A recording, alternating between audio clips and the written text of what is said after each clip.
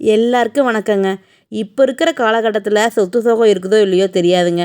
நல்ல ஆரோக்கியம் இருந்தால் போதும் அப்படிங்கிற காலகட்டத்தில் தான் இருக்கிறோம். யாருக்கு என்ன எப்போ வரும்னு தெரியாமல் அந்த மாதிரி இருக்கிறோம். நமக்கு கெடுதல்னு தெரிஞ்சே நம்ம சில விஷயங்கள் யூஸ் பண்ணிகிட்ருக்கோம். அதில் முக்கியமாக ஒன்று லேடிஸ் யூஸ் பண்ணுற சானிட்டரி நாப்கின்ஸு. அதில் வந்து பிளாஸ்டிக் கெமிக்கல் இருக்கிறத யூஸ் பண்ணிகிட்ருக்கோம். இதனால நிறைய சைட் எஃபெக்ட்ஸ் வருது. சொல்லப்போனால் எனக்கெல்லாம் வந்து ஏகப்பட்ட சைட் எஃபெக்ட்ஸ் வந்து இந்த வயசுலேயே வந்து யூட்ரஸ் ரிமூவ் பண்ணுற ஸ்டேஜுக்கு வந்து நான் வந்துட்டேன். இந்த மாதிரி எந்த ஒரு சூழ்நிலையும் என் பொண்ணுக்கு வரக்கூடாது அப்படிங்கிறதுல நான் ரொம்பவே வந்து தெளிவாக இருக்கிறேங்க.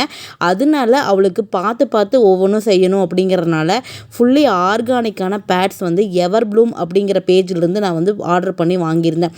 அவங்கக்கிட்ட வந்து பார்த்திங்கன்னா bamboo, ring onion, green onion அந்த மாதிரி ஃபுல்லி ஆர்கானிக்கான பேட்ஸ் இருக்குது.